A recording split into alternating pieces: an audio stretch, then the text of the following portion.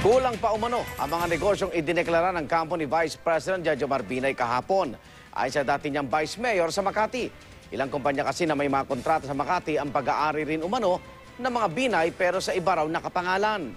Dudulog naman ang mga binay sa Korte Suprema para harangin ang pagdinig ng Senado. Saksi si Jam Sisante.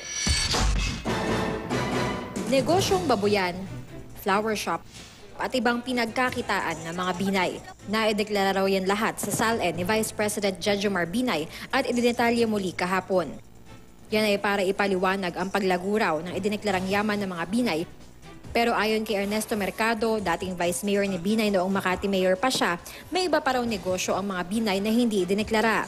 Dummy companies umano o yung pag-aari ni Binay pero sa iba nakapangalan. Magbibigay lang ako ng 2 papeles na para hindi naman po lagi sinasabi ni Vice President na walang ebidensya. Kabilang sa mga dummy company umano ni Binay ang Omni Security Services na nagbibigay ng security at maintenance services sa Makati. Ayon sa dati nitong presidente, part owner si Binay ng kumpanya at kinakatawan ng kanyang financial officer na si Jerry Limlingan. Siya po kasi ang kasama po namin sa korporasyon.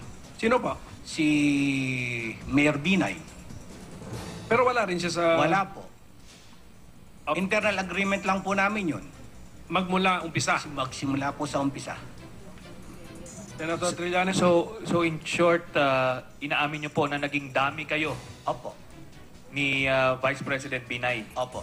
Isang Erlinda Chong naman daw ang front sa cake business umano ni Senador Nancy Binay na ipinamimigay sa mga senior citizen ng lungsod.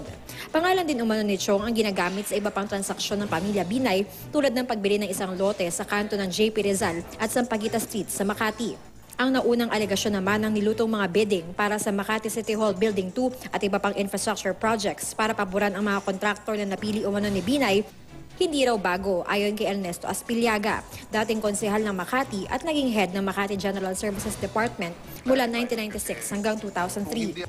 Lahat daw ng bidding sa panahon niya sa Makati City Hall niluto at buwan-buwan daw nabibigyan ng hanggang 90,000 pesos at minsan 500,000 pesos ang bawat konsehal. Po, yun po isang biding-bidingan, no? Sinasabi nga po parang moro-morong bidding po. So paano yan? Paano mo nasabi yan? Kasi pagdating po sa office ko, yun yung party's request na pirmado na po ng mayor, may naka-attach na pong note na kung sino po ang mananalong supplier. Kanino galing yon? Kay dating Mayor Jejomar Binay po, Your Honor. Paano mo nasigurado na galing kay Vice President Binay yon or former Mayor Jejomar Binay? Dahil sa sulat niya po, pamilyar naman po ako sa kanyang penmanship. Lumabas na kabilang sa paraan ng pagluluto sa bidding ang paglalagay ng mga kumpanyang hindi pala talaga lumahok tulad ng J. Rose Construction Corporation. Hindi raw pirma ng taga-kumpanya ang mga nasa dokumento ng pagsali umano nito sa bidding. Hindi po kami nag-participate sa bidding. Ang totoo po hindi ko po nakikita yung inyong binabasa sa ngayon. Hindi ko po alam kung bakit po kami nandyan sapagkat maliwanag po sa mga records namin, hindi po kami nag-participate. Bago nito, naungkat na ang ilang taktika raw para ma-disqualify ang mga lehitimong bidder na kakumpetensya ng mga pinapaboran daw ng mga binay. Ikinulong ho namin sa elevator hanggang malito siya ng submission ng bidding documents niya. Dumating po siya dun sa bidding 20 minutes late. Dati na itong itinanggi ng mga binay. Ipinakita rin sa Senado ang bahay ni Binay na ayon kay Mercado ay posibleng mas mahal pa raw sa idineklara niyang net worth na 60 million pesos. Kaya hamon sa Vice Presidente maglabas ng waiver para mabuksan ang mga bank account niya at ilabas ang SALN ng iba pang mga binay. Una nang sinabi ng pamilya na handa nila itong gawin.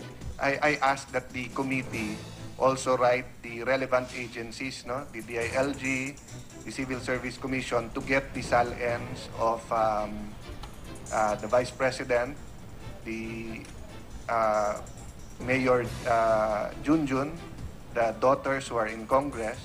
I ask also that committee to write the PID, pahingin ng travel records ng pamilya the last, maybe the last 5 years.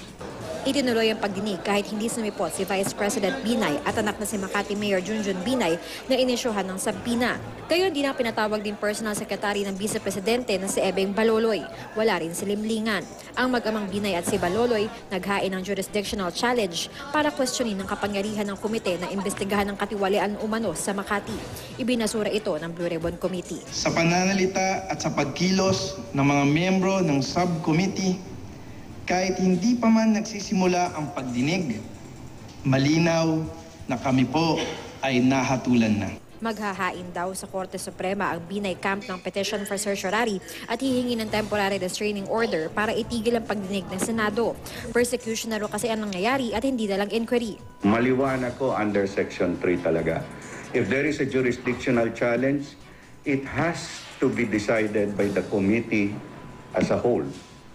Hindi po nangyari yun. Pag may jurisdictional challenge, hinto muna proceedings.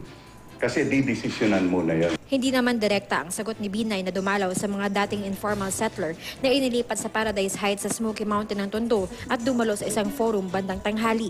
The issue has become a national dramedy that involves an office without judicial power, where charges shift based on whim and the rights of the accused take a backseat to political agendas and the acceptance of evidence, as it were. It's based solely on what the accusers wish to hear rather than the consideration of all the facts. Tagapagsalita niya ang sumagot sa mga issue. Tila gusto lang daw makapasok sa Witness Protection Program ng testigong si Aspiliaga na iniimbestigahan na ng Ombudsman sa kontrobersyal na bidding. Hindi rin daw sapat ang mga ebidensya na dating Vice Mayor Mercado. Ako si Jam Santay, ang inyong saksi.